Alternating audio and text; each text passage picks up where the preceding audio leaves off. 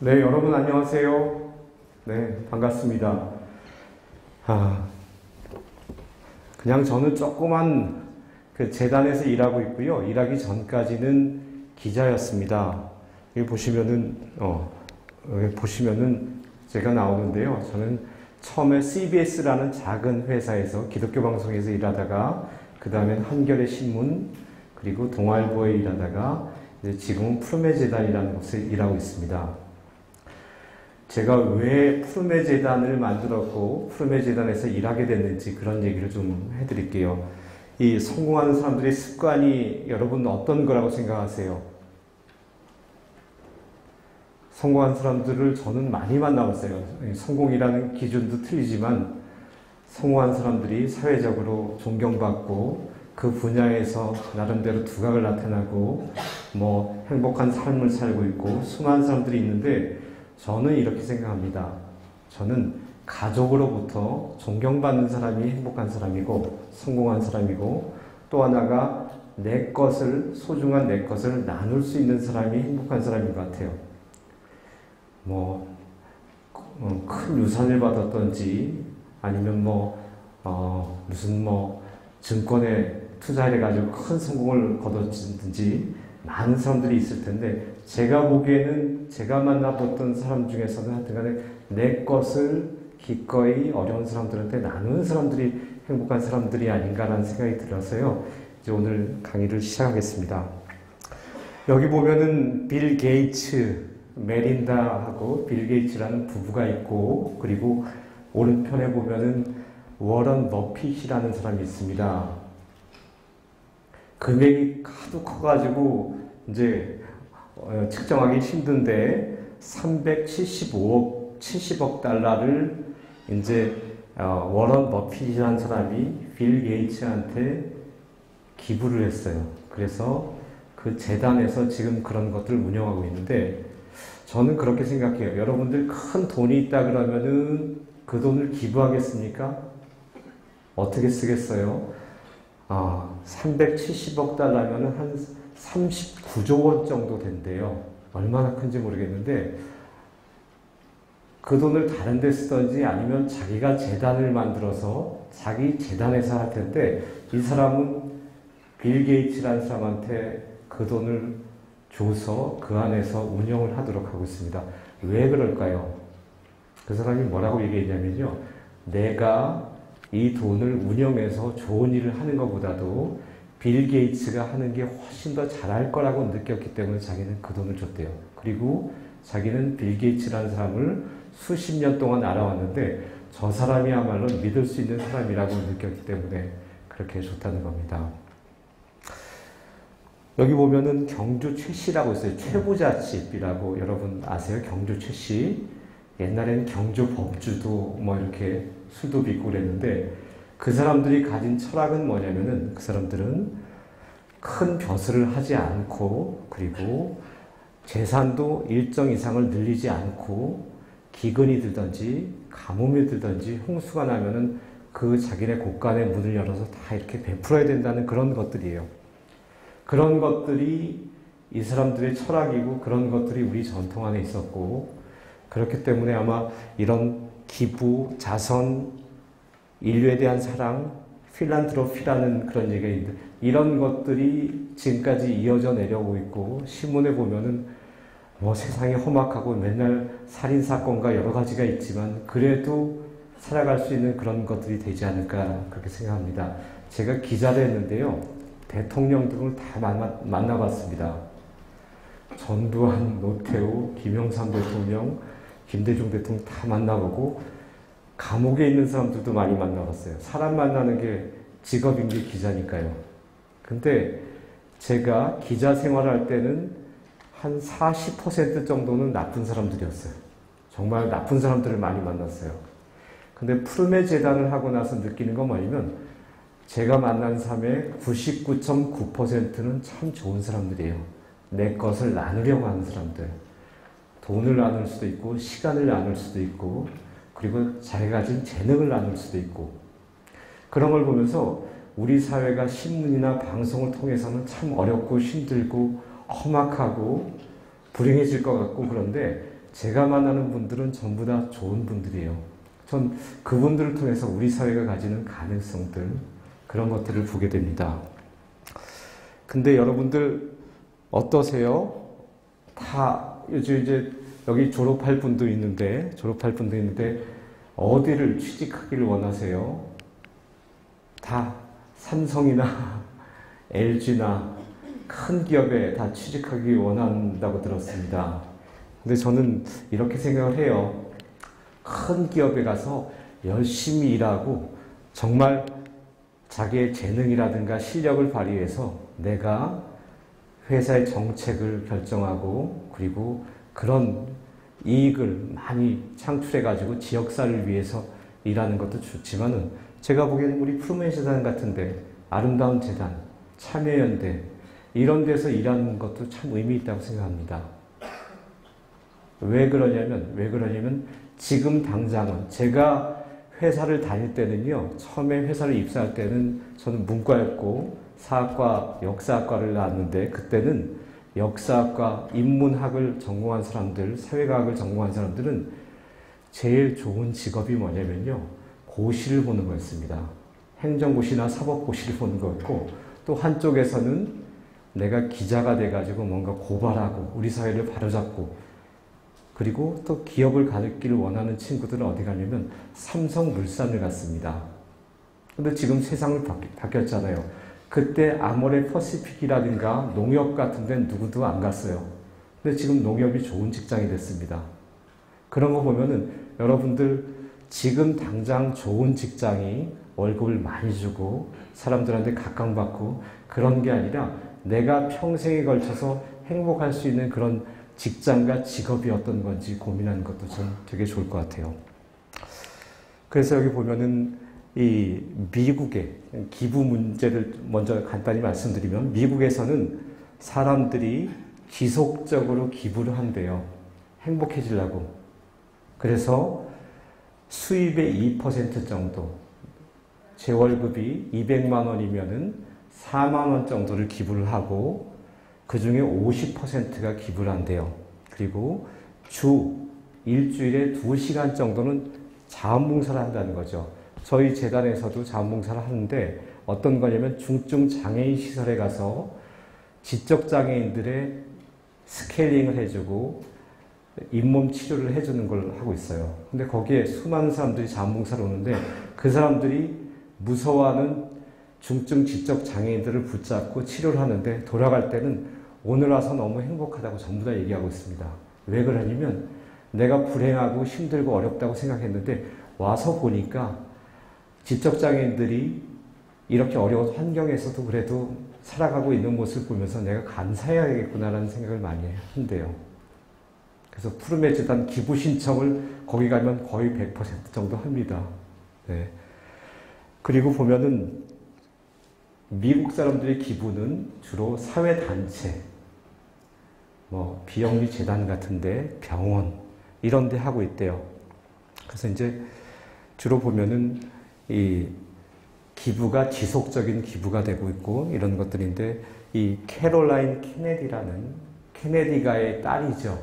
존 F 케네디 대통령의 딸인데 그 사람은 자기가 오바마의 선거대책 위원장이 된 것보다는 혹은 주일대사가 된 것보다는 자기가 자선단체의 대표를 맡은 것들이 훨씬 더 자랑스럽고 훨씬 더 좋았다라는 그런 얘기를 했습니다.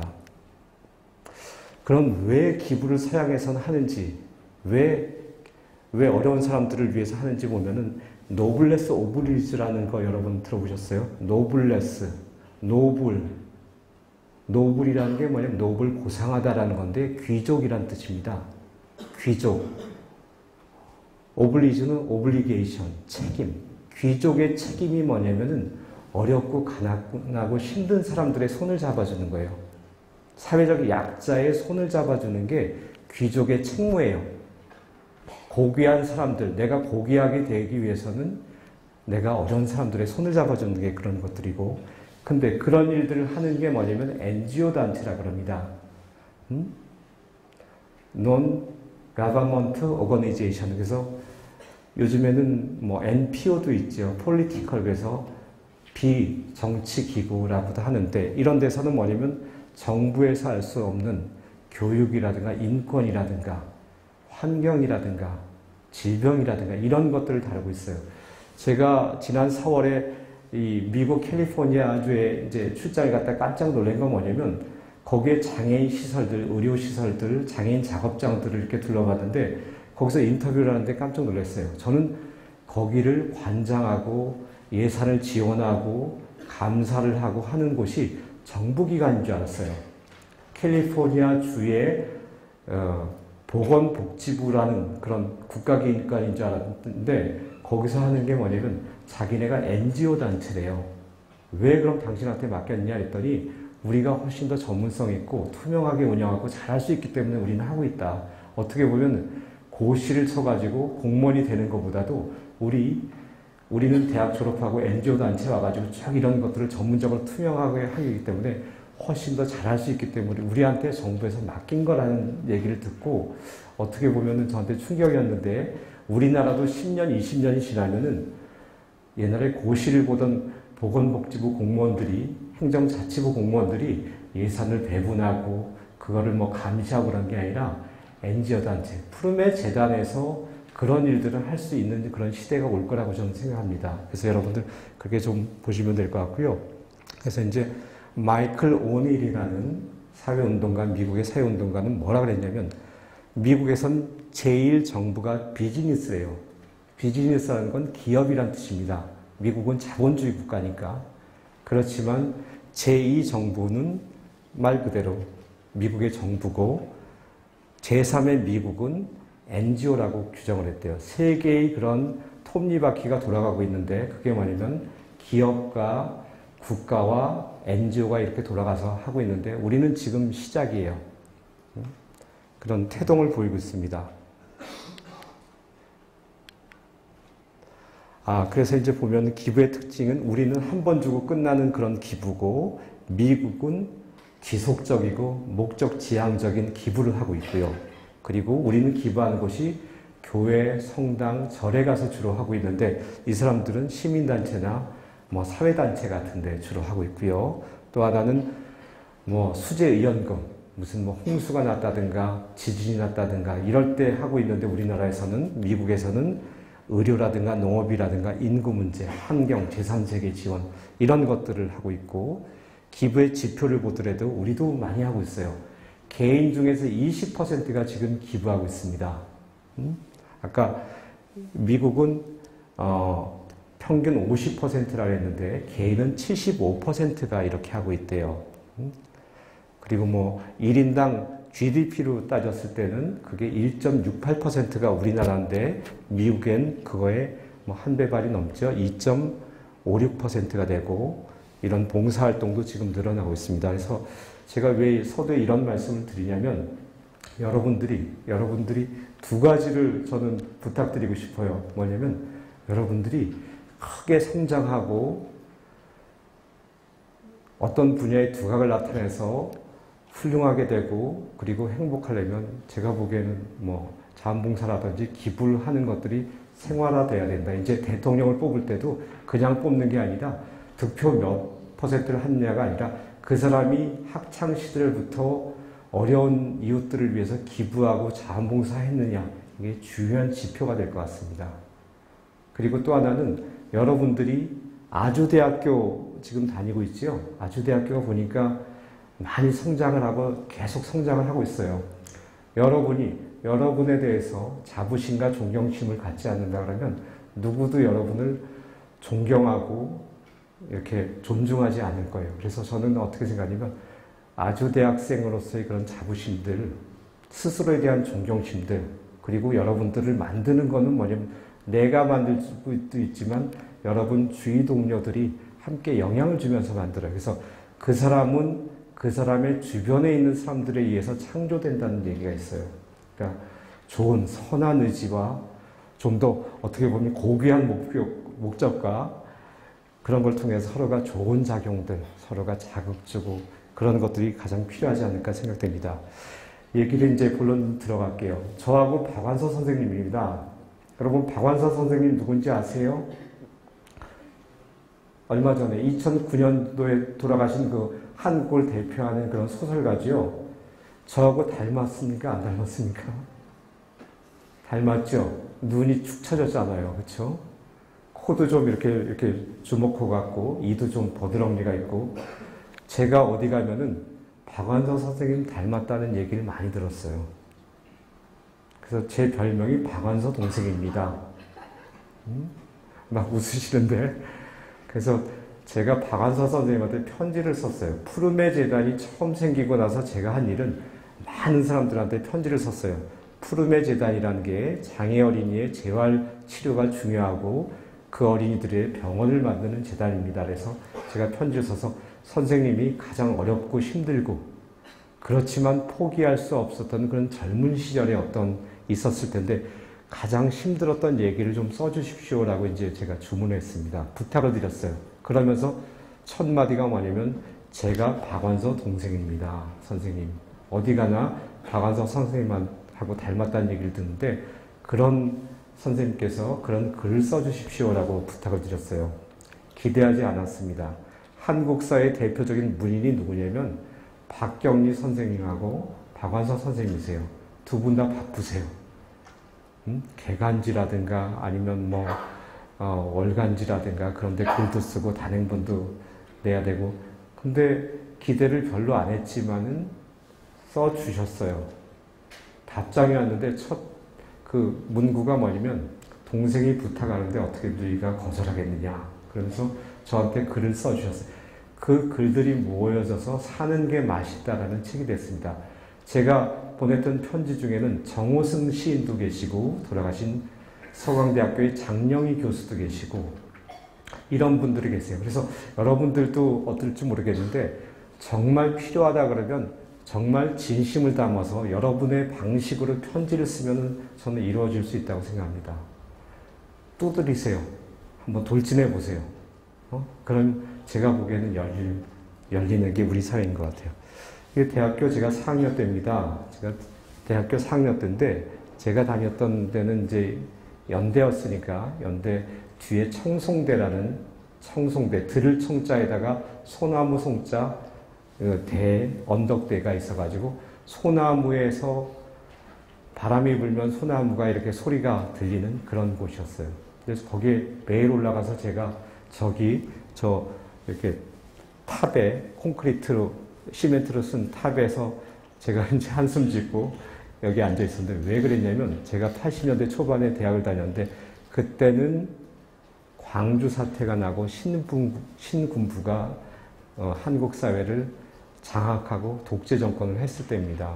지금하고 틀리죠. 근데 저희 과에 남학생이 27명이었는데 5명이 졸업했어요.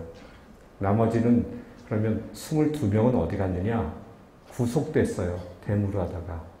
그리고 전방으로 끌려갔고 학교를 자퇴하고 공장에 가서 일을 했어요. 그때 제가 올라가서 나는 어떻게 살아야 될까? 대학을 졸업해야 될까? 그런 고민들을 했어요.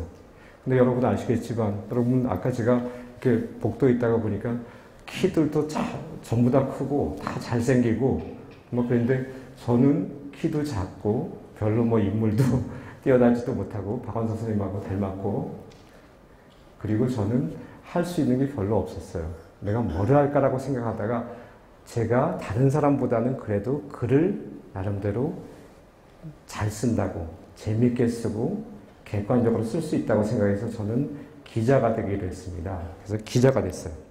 기자가 돼가지고 아까 말씀드렸지만 김영삼 대통령, 김대중 대통령, 통일민주당, 평민당 이런 데를 출입했어요. 이건 이제 아마 1992년도에 대통령 선거 때 제가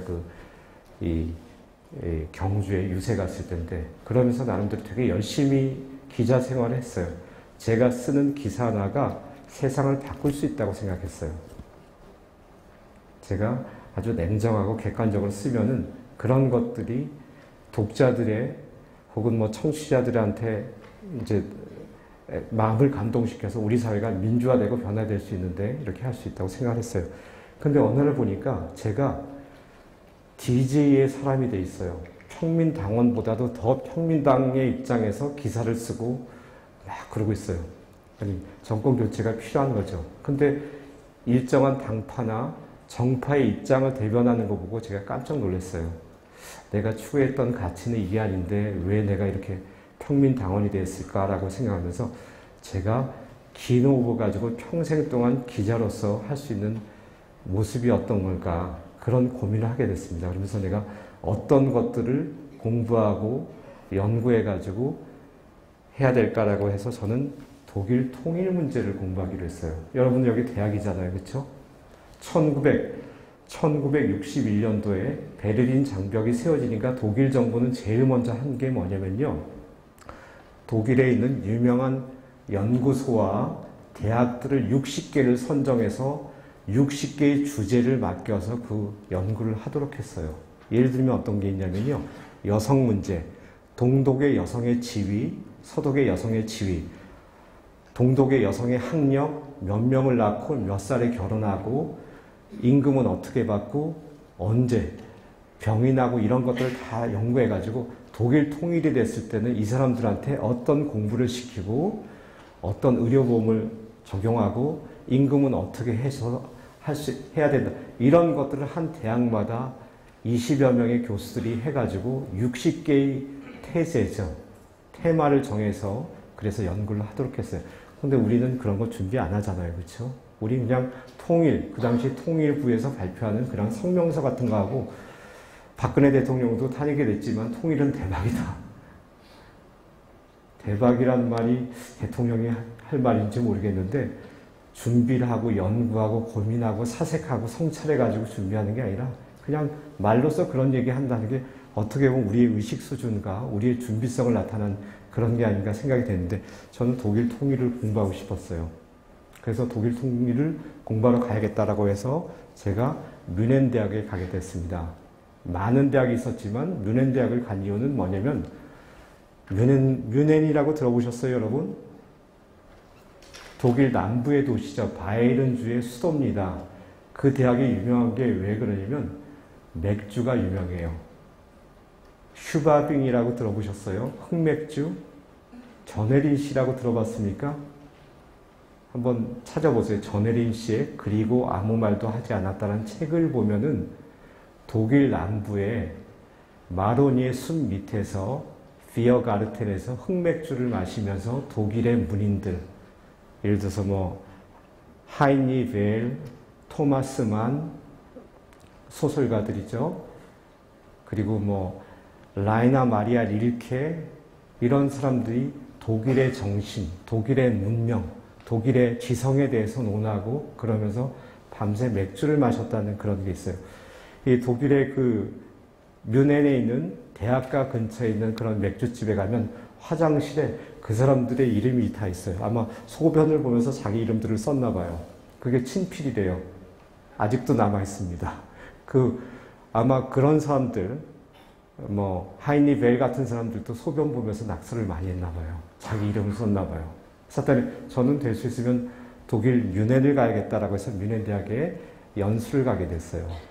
기자들 중에서 6개월이나 1년 동안 이제 외국 대학에 이제 연수 가는 프로그램이 있었는데 저는 2년 가겠다 해서 지망을 해가지고 이제 거기에 합격해서 이제 가게 됐어요.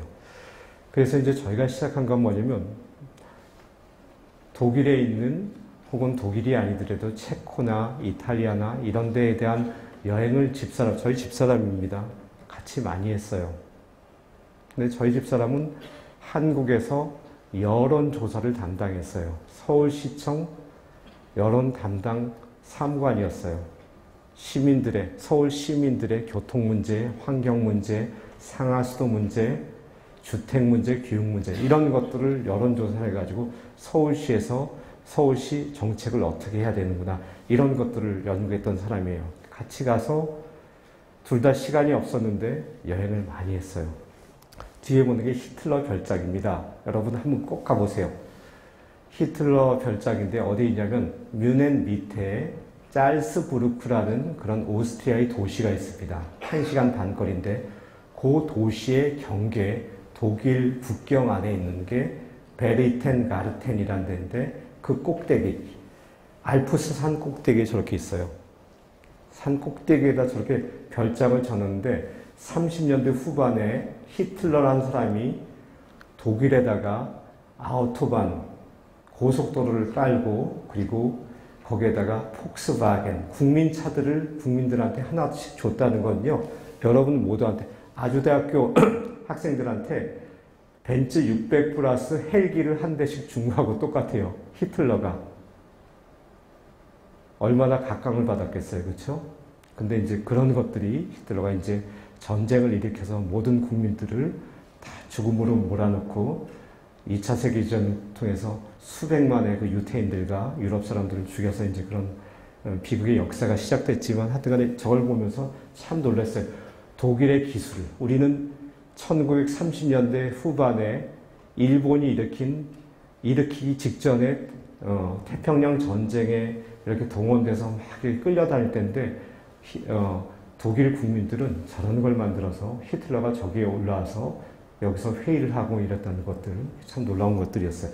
왜 놀라우냐면요. 그 높은 2700m가 되는 산을 나선형으로 이렇게 길을 닦아서 올라가서 100m 굴을 파서 100m 정도 수직갱으로 올라갈 수 있는데 거기다 엘리베이터를 놨어요. 엘리베이터가 그냥 조그만 한 두세 평 엘리베이터가 아니라 한 20평짜리 엘리베이터. 그 안에 소파도 있고 무슨 뭐 종합상황실처럼 보고할 수 있는 그런 체제가 갖춘 그런 것들이었군요. 이런 데를 다니면서 저희가 이제 집사람하고 쭉 여행을 했었어요. 여기가 그래서 마지막으로 갔던 귀국하기 2년 전에 2년 동안에 그 연수가 끝나고 가기 직전에 갔던 곳이 에딘버러 영국이었어요. 영국에 가서 저희가 이제 우리는 대륙에 살았기 때문에 섬나라의 그런 에딘버러 축제를 좀 6월 달에 보자라고 해서 그렇게 갔습니다. 그리고 에딘버러와 글래스고라는 곳을 거쳐서 돌아오는 길이었어요. 근데 고속도로에서 사고가 났어요. 사고 현장입니다, 이게. 어떻게 보면 되게 끔찍한 현장인데, 네, 제가 찍었어요. 왜 사고가 나냐면, 이게 가해자예요. 이 사람은 마이클 그릭이라는 38살 난 사람인데, 이 사람이 차를 운전을 하다가, 저희가 때마침, 이게 모터웨이 그래가지고, 우리로 따지면 국도와 고속도로의 중간인데, 여기다 저희 애가 갑자기 배가 아프대요. 그때 6살이었어요. 배가 아파서 아빠 갑자기 배가 아파요. 애들이 갑자기 배가 아프지 않습니까? 그렇죠? 그래서 설사가 나와요. 그래서 애를 내려서 제가 안전하다고 생각한 데 가서 애를 똥을 누이고 차를 이렇게 태우는데 팬티에 변이 묻어 있어요. 그래서 내가 얘가 참느라고 변이 묻어있네 그랬더니 저희 집사람이 금방 찾을 수 있대요. 그러더니 차 안에 이렇게 들여보더니 깜짝 놀라서 보통 때 같은 차 안에 조그만 가방에다가 애 속옷을 넣고 다니는데 그날따라 깜빡 잊었다는 거예요. 그날따라 하필이면 깜빡 잊었고 차 트렁크에 문 열면 대나무로 만든 바구니가 있는데 거기에 속옷이 있으니까 금방 찾을 수 있대요. 그리고 옆으로 내렸어요. 내렸고 저는 애를 태워 이렇게 차로 올려놨는데 황하는 소리와 함께 정신을 잃었어요. 저는 이 밑에 깔려 있었어요. 차 밑에. 처음엔 꿈인 것 같았어요. 여러분들 어떤 사고를 당하면요. 현실 같지 않아요. 꿈 같아요. 꿈이라고 생각해서 내가 왜 여기 쓰러져 있지? 내가 왜 악몽을 꾸는 거야? 라고 했는데 그 피가 바닥을 통해서 흘러요. 제가 흘린 피가 바닥을 통해서 흐르고 차가 펑크가 나면서 무게가 제 가슴을 누르기 시작했어요. 그래서 막 고함을 쳤죠. 살려달라고. 차가 옆으로 쌩쌩 지나가고. 그랬더니 이 사람들이 트레일러를 가다가 다 세우고 저를 구출해 줬어요. 그래서 제가 기어 나와서 보니까 저희 집사람이 쓰러져 있었어요. 제 아내가 쓰러져 있어요. 정신 차리라고 막 소리를 질렀어요. 당신 여기서 죽으면 안 된다고. 여기는 스코틀랜드야. 우린 집으로 가야지 그러면서 막 소리를 지르는데 깨어나지 않아요. 그러더니 얼마나 시간이 지났는지 모르겠는데 눈을 떠서 저를 바라보면서 애는 괜찮니요. 그래서 애한테 가보니까 애는 괜찮아요. 그래서 애는 괜찮다. 라고 해서 제가 차 안에 있던 카메라를 가지고 다 찍었어요. 이 사진을. 그래서 이 이후로 8년 동안 소송을 하게 됐어요. 8년 동안. 소송인데 저희가 승소했습니다. 왜 그러냐면 이 사진 열몇 장이 8년 동안에 저희가 소송을 걸었던 거에 승소할 수 있는 그게 됐어요. 그래서 요즘에 뭐 핸드폰도 있고 거기 카메라가 있으니까 괜찮지만 하여튼 증거라는 게 되게 중요한 거고 증거를 찾는 게 기자고 제가 기자였기 때문에 또 다행히 이런 것들을 할 수 있었어요. 그리고 나서 그 스코틀랜드의 비 내리는 병원에서 우리는 100일 동안 혼수 상태에 빠진 저희 집 사람을 보면서 저는 매일 울었어요. 저는 사람이 그렇게 눈물이 이 눈에서 눈물이 그렇게 많이 나온다는 걸 처음 알았어요. 왜냐면 제가 할 일은 기도하면서 살아나길 기다리는 수밖에 없어. 왜 그러냐면 여러분들이 가장 사랑하고 곁에 있던 사람이 어느 날 갑자기 예기치 않은 사고와 쾅소리와 함께 혼수 상태가 돼가지고 죽어간다고 생각해 보세요. 100일이 지났을 때 이게 기적적으로 살아났을 때 모습이에요. 근데 왜 이 사람이 살아날 수 있었냐? 지금 어떤 간호사가 찍어줬는데 6명의 간호사가 저희 집사람을 전담하는 그런 간호사예요. 2사람씩 8시간, 24시간을 6명이. 그리고 주치의가 하나 있어요. 영국이 NH 시스템 그래서 내셔널 헬스 시스템을 해가지고 그런 우리 국민보험 같은 거죠. 되게 낙후됐어요. 낙후되고 느리고 한참 기다려야 되고 제대로 치료도 안 하지만 그래도 위독한 사람을 위해서 6사람의 간호사와 1사람의 의사가 24시간 동안 이렇게 진료하는 이 헌신적인 그런 걸 보면서 저는 참 놀라웠어요. 놀라고 되게 감동을 받았어요. 그래서 저희 집사람은 다리를 하나 잃었습니다. 왼쪽 다리를 잃었고 수술을 3번 해가지고 감염 때문에 수술을 3번 더 해서 다리가 거의 왼쪽은 없어요. 근데 기적적으로 살아났어요. 그래서 우리가 독일을 왔어요. 독일을 와서 치료받는 거예요. 독일 치료사가 치료하는 거예요. 독일은 시스템이 너무 완벽하게 돼 있어요. 잘 살아요. 영국이 2차 세계대전 때 야전 병원 갔다 그러면 독일은 7성 호텔 같았어요. 근데 독일은 환자의 인격과 다른 사람들의 프라이버시가 되게 중요시돼요. 누구를 만나더라도 방문객을 만나더라도 병실에서 절대로 만날 수 없어요.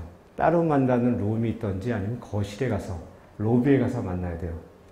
우리 집사람을 위해서 동네에 있는 마을에 있는 치료사가 언제든지 당신이 원하는 시간에 이렇게 치료를 해주겠다는 그런 사회였어요. 그러면서 했죠. 여기 보면은 이 사람이 왼팔을 못 쓰는 사람인데 이 사람이 뭔가 칼을 잡고 있잖아요. 그렇죠? 팔에다가 붕대 같은 거를 칙칙이로 감고 하는데 이게 뭐냐면 빵을 써는 칼이에요.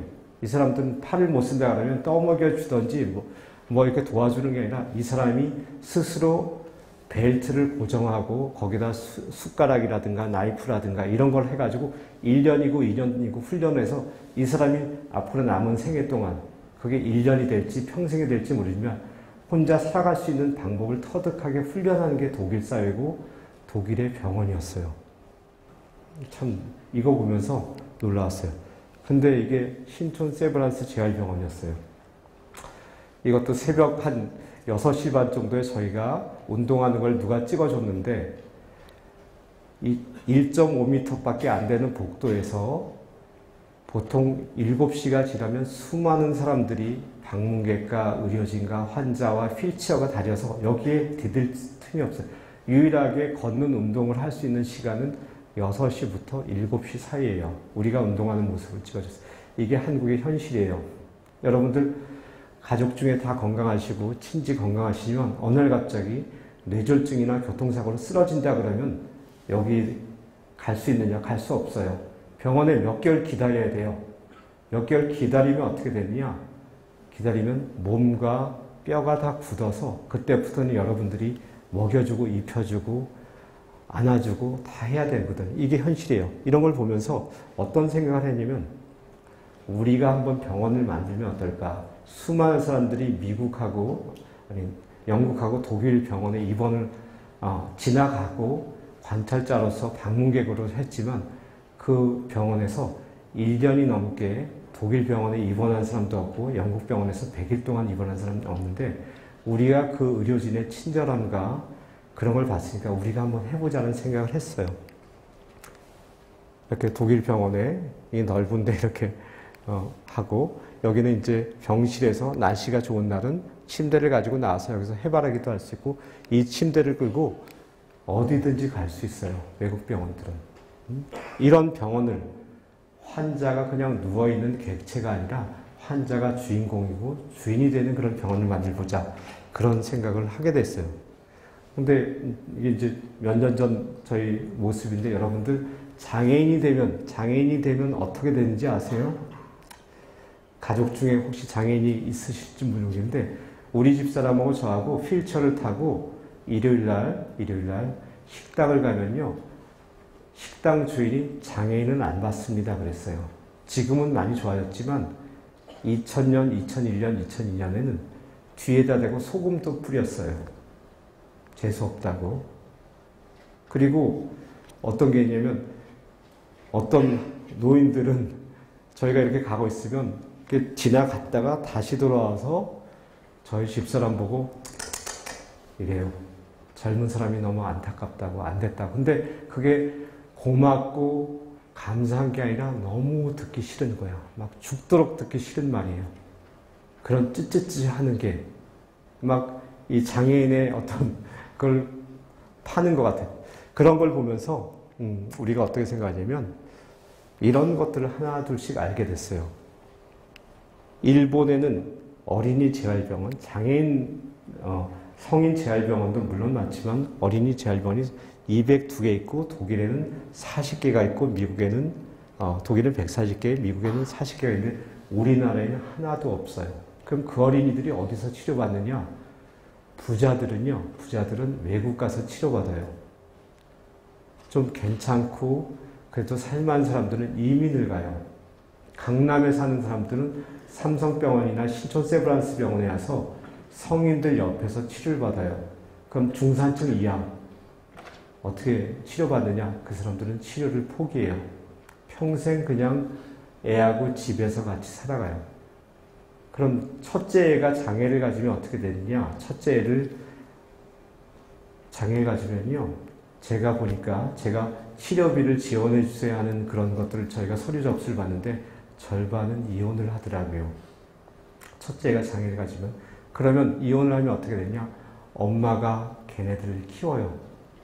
아빠는 떠나가고 엄마가 키우는데 그 엄마는 어떻게 되느냐? 수급자가 돼요.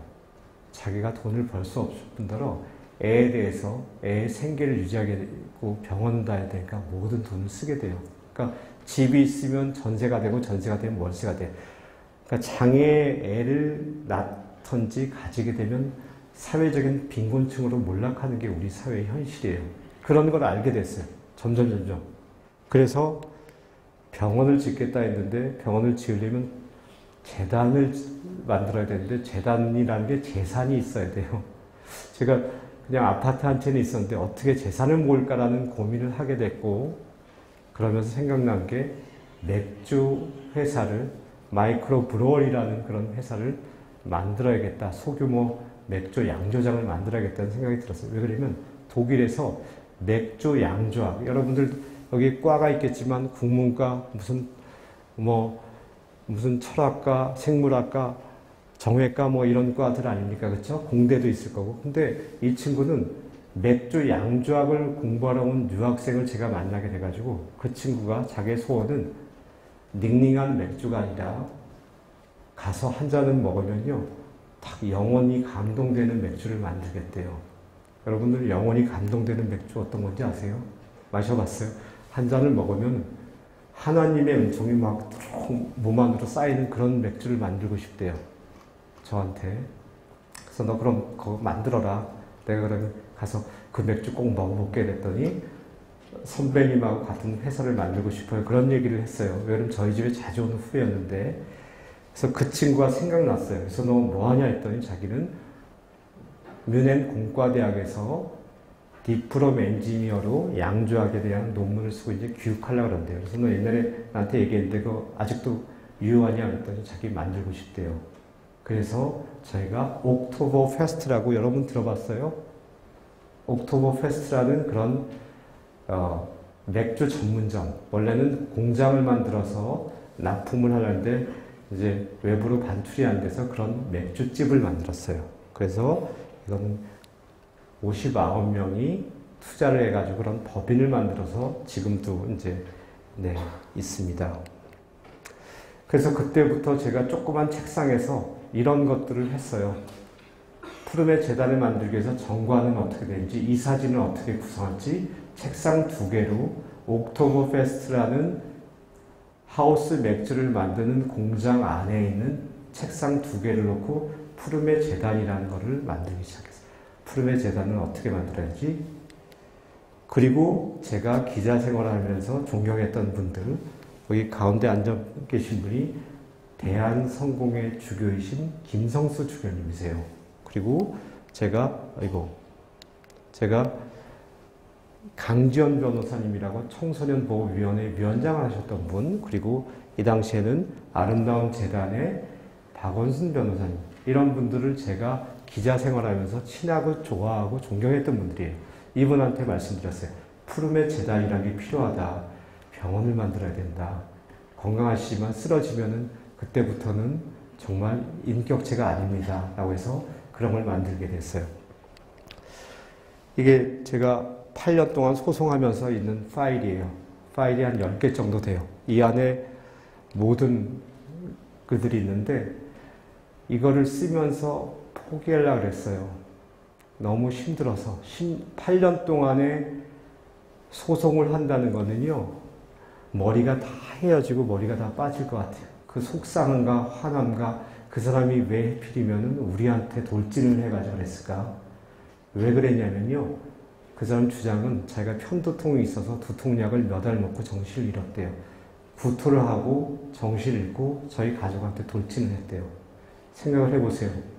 그 사람이 왜 우리한테 돌진했어? 가드레일을 들이받고 어디에 떨어지던지 아니면 뭐 할 수 있는데 그 100만 분의 확률이 왜 우리한테 왔을까라는 생각이 드니까 그 사람이 너무 얼마나 믿겠어요. 그쵸? 막 죽이고 싶어서 제가 글래스고로 갈 수 있다면 가가지고 막 죽여야겠다는 생각도 했어요.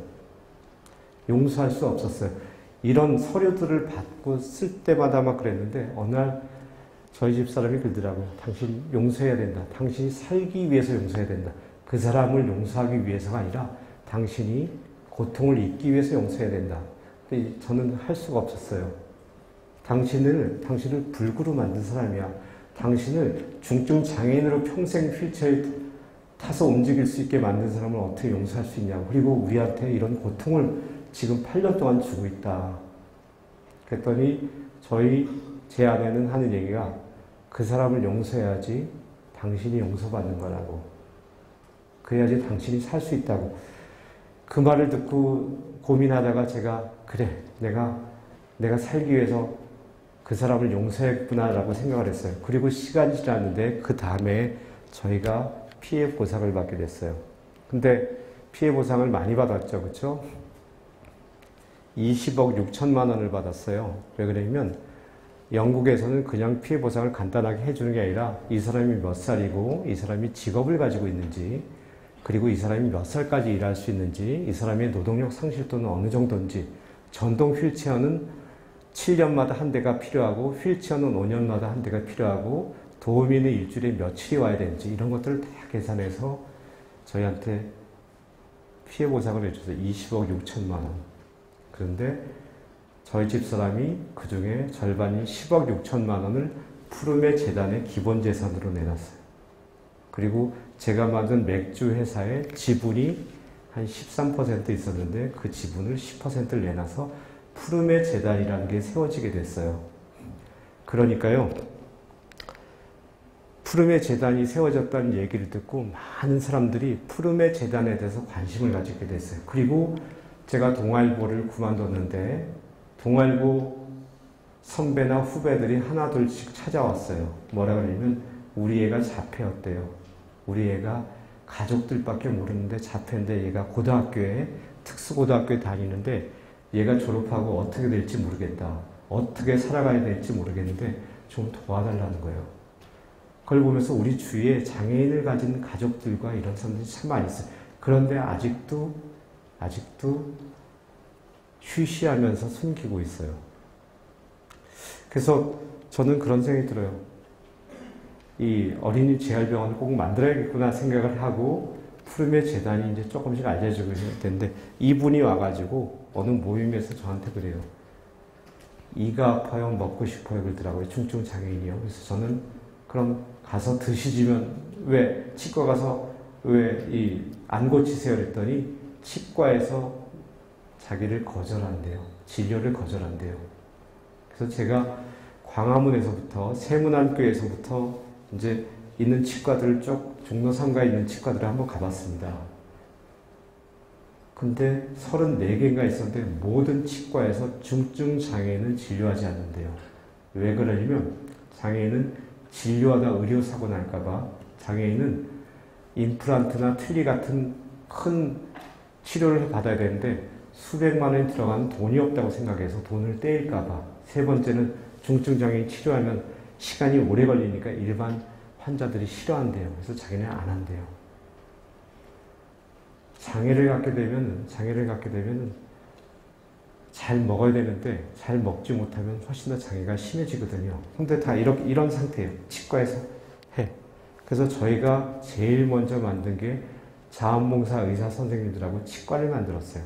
조그만 치과, 1층에 있는 치과, 휠체어 타고 들어올 수 있는 치과를 경복궁역 근처에 처음으로 만들었고 제일 먼저 시작한 게 뭐냐면 쪽방촌 중증 장애인 시설에 가서요. 스케일링하고 또 간단한 잇몸 치료를 해줬어요. 이분들은 생전 치과라는데 못 가본 분도 있고 당신이 노숙자가 돼가지고 혹은 쪽방촌에 살면서 10년, 20년 동안 치아를 돌보지 않은 분들이에요. 치아를 안 돌보면 어떻게 되냐면 죽게 됩니다. 먹을 수 없어서 점점점 몸이 나빠져서 죽게 돼요. 이런 분들한테 저희가 봉사활동을 다니고 있는데 아까 모두에 말씀드렸지만 여기에 와서 중증 장애인들을 저렇게 붙잡고 손을 잡고 발을 잡고 치료를 해주면 어떻게 되냐면 이분들이 다 감사해요. 내가 얼마나 많이 가졌고 내가 얼마나 행복한지 모른다고 그러면서 그 봉사에 또 오겠다고 해요. 여러분들 기회가 되면 형식적으로 하는 봉사가 아니라 정말 힘들고 어렵고 도움을 필요하는 곳에 가서 땀을 뻘뻘 흘리면서 한번 봉사해 보세요. 그러면요 되게 행복합니다. 내가 많이 얻었고 내가 뭐를 베푼 게 아니라 내가 많이 얻었고 내가 감동받고 내가 느껴서 그런 것들을 가질 수 있을 거예요. 근데 이분은 우리 치과에 와서 치료를 받는 천안에 사시는 어떤 아주머니신데 이분이 어느 날 이 기부하겠다는 그런 증서를 가지고 오셨어요. 신청서를 가지고 오셨어요. 근데 깜짝 놀랐는데 이분은 수급자였어요. 나라에서 32만 원을 받고 있대요. 수급자니까 혼자 사시니까. 근데 저희 재단에 10,000원씩을 매달 기부하겠대요. 그래서 제가 받을 수 없다 그랬습니다. 아주머니한테 10,000원은 보통 사람한테 10만 원, 20만 원, 100만 원입니다. 우리 받을 수 없고 다른 분들이 많이 하세요. 그랬더니 이 아주머니 하신 말씀이 푸름의 재단에 와서 임플란트 수술을 2개를 했고 잇몸 치료를 다 무료를 받아서 너무 자기는 감동했고 이제 사람들 앞에 설 수가 있게 됐대요. 자기는 뇌성마비라서 일어서다가 이가 다 깨져가지고 사람 앞에 나서지도 못하고 잘 먹지도 못했는데 일을 새로 하기 때문에 이제 나설 수 있게 너무 고마워서 마음속에서 하는 거다. 그러면서 눈물을 흘리세요. 그런 걸 보면서 전 무슨 생각이 드냐면 인생에는 여러분 감동이 있어야 돼요. 여러분들이 여자친구, 남자친구한테 정말 좋은 관계를 유지하고 그러려면은 감동을 줘야 되거든요. 감동이라는 게 좋은 선물이나 이런 게 아니라 진심 어린 편지 한 장, 작은 것에서 느끼는 것들. 근데 이분은 이제 푸르메 재단에 감동을 받으셨나 봐요. 그래서 결국 이분이 지금도 몇 년이 지났지만 10,000원씩을 기부하고 계세요. 그리고 이제 이런 분들, 또 저희하고 인연을 맺은 분들도 하나 둘씩 기부하고 계신데 간단히 이분을 설명드릴게요. 여러분들 인연이라는 게, 저는 인연을 믿습니다. 여러분 인연을 믿어요? 인연을 믿습니까? 믿으세요? 우리 재단 근처에 청운동이라고 있습니다. 저희 재단은 신교동이라는 데고, 거기에 신교동, 청운동, 효자동, 통의동, 통인동, 그래서 서촌이에요. 조금 떨어진 데 있는데 이분이 거기에 사셔요. 근데 어느 날 갑자기 재단으로 매달 50만 원씩을 누가 기부를 해 주시는 거예요. 그리고 나서 한 1년 정도 있다가 한번 배짝을 했는데, 개인이 매달 50만 원씩을 기부해 주는 건 되게 큰 돈입니다. 배짝을 했는데 이분이 오셨어요. 저는 큰 기업체 임원 정도 되신 줄 알았어요. 이분이 오셨는데 휠체어를 타고 오셨어요. 젊은 분이세요. 깜짝 놀라서 어떻게 이렇게 기부를 하게 됐습니까? 그랬더니 매일 출근하는데 푸르메 재단이라는 노란색 간판을 봤는데, 처음에는 저는 환경재단으로 알았습니다. 푸르메가 푸른 산이거든요. 우리 강산 푸르게, 그래서 환경재단으로 알았는데, 푸른 산 푸르메 재단을 들어가 보니까 장애 어린이의 재활병을 짓는다는 얘기를 듣고, 자기가 누구보다도 자기가 느껴서 기부하게 됐다. 그래서 왜 느끼세요? 그랬더니 미국 유학을 가셨대요. 어릴 때 유학을 가셔서 고등학교를 들어가면서 유학을 해서 고3 때 귀갓길의 교통사고로 척추를 다치셨대요. 그래서 척수 장애인이 돼서 자기는 고3 때 여름에 병원에 누워서 인생을 포기하고 어떻게 살아가야 되나, 앞으로 다시는 일어날 수 없다는 얘기를 듣고, 그리고 아주 포기하고 있었는데 친구들이 문병에 올라와서 하는 얘기가 뭐냐면, 나는 이번에 어느 대학을 원서를 넣고 SAT를 몇 점 맞았고 이런 얘기를 하는 거예요. 그래서 자기가 이렇게 살면 안 되겠구나라고 해서 미국 대학에다가 다 전화를 했대요. 전화를. UCLA 대학에도 전화를 하고, 샌프란시스코 대학에도 전화를 하고, 다 전화를 했대요. 입학처에 전화를 해서 내가 지금 병원에 누워있지만 난 공부하고 싶다고 얘기했대요. 어느 대학에서도 다 물어본 게, 너 졸업시험 봤느냐? SAT 몇 점 맞았어? 이렇게 물어봤는데, 버클리 대학에서만 너 그러면 와서 구두 면접을 볼 수 있냐고 물었대요. 그래서 LA에서부터 샌프란시스코까지 4시간 반 동안 차를 타고 와서 면접을 봤대요. 구두 면접을. 뭘 공부하고 싶냐 그래서 뉴런 엔지니어링. 뉴런이 여러분 신경조직 아니에요. 그렇죠? 엔지니어링은 그런 것들을 기계적인 걸 통해 가지고 움직일 수 있는 그런 걸 공부해서 나처럼 척수가 자라지 못하고 일어나지 못하는 사람은 난 일으키고 싶다라고 얘기했대요. 그랬더니 공부하라 그랬대요. 버클리 대학도 대단하지요. 그렇죠? 그래서 박사 과정까지 이분이 하셨어요. 그리고 나서 작은 벤처 기업을 만들어서 미국에서 활동하다가 귀국해서 직원이 80명이 되는 벤처 기업을 하고 있었어요. 그때 저를 만났습니다. 저를 만났고, 그리고 이 목표가 뭐냐 해서 저희가 조그만 병원을 짓고 있는데, 외래병원을 짓고 있는데 이제 절반 정도 지어졌다라고 했더니, 그럼 그 지을 기금은 다 있느냐 해서 한 20억 정도가 모자르다 했더니, 그러냐? 알겠습니다. 라고 이제 갔어요. 근데 한 달 후에 전화가 왔어요. 거짓말처럼 저한테 통장 한번, 우리은행 통장을 보세요. 거기에 10억 원을 넣었습니다. 그러더라고요. 10억 원이란 돈이 되게 큰 돈이잖아요. 그렇죠? 근데 이분이 10억 원을 넣었대요. 그래서 만났어요. 무슨 돈입니까? 그랬더니 당신네 회사를 큰 기업의 M&A, 인수합병을 시키고 그 회사의 주식 지분을 받아서 자기가 담보대출을 받아서 부족하다는 돈 중에 절반을 넣습니다. 그랬어요. 근데 왜 이렇게 큰 돈을 기부하세요?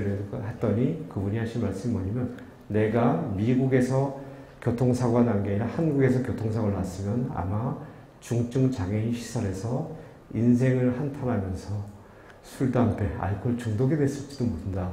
미국 사회는 내가 공부할 수 있는 기회를 줬고 최첨단 기자재를 통해서 나를 도와줬고 내가 학위를 받고 벤처기업을 만들고 이렇게 성공할 수 있도록 도와줘서 내가 너무 고마워서 한국에 그런 병원이 있어야 되기 때문에 누구보다도 절박하게 느끼기 때문에 기부를 한다. 그런 얘기를 들었어요. 그분을 설득해서 그분이 기사가 크게 썼어요. 그리고 나서 그 기사를 본 참 운명이라는 거, 참 인연이라는 게 대단한 게, 이분이 최근에 좀 문제가 됐지만 넥슨의 김정주 사장이에요.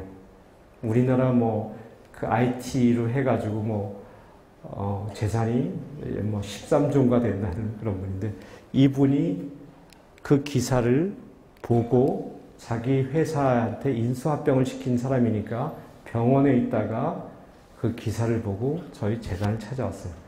그리고 저희 재단과 인연이 돼서 나머지 10억 원을, 우리가 조그만 병원인데 부족한 10억 원을 다 기부를 해주고 큰 병원을 짓는데 200억 원을 기부해 주게 됐어요.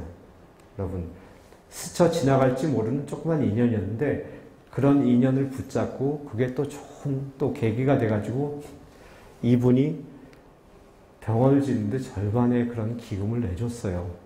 여러분들도 아마 스쳐 지나갈 수 있는 인연들이 매일 만나고 있을지도 모르겠어요. 그래서 잘 만나면 그럴 수 있다고 보고요. 그래서 저희 재단을 후원하는 사람들은 10,000명이 됩니다.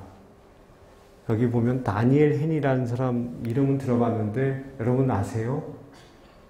여학생들을 다니엘 헨이 좋아하죠? 저희 병원에 다니엘 헨이가 이 기금을 전달하러 왔어요. 무슨 출연료를 전달하러 왔는데 그 어머니들 있잖아요. 그 꼬마들 치료하러 왔다가 어머니들이 애 유모차를 다 버리고 다니엘 헨한테 뛰어오더라고요. 사인을 해달래요. 깜짝 놀랐어요. 애를 버릴 정도구나, 어머니들이. 애 버리고 사인할 정도로 인기 있구나 하고, 이혜인 수녀님 같은 경우는 여러분들한테는 다니엘 헨이가 인기이지만 저한테는 이혜인 수녀님 같은 분이 아이돌이에요.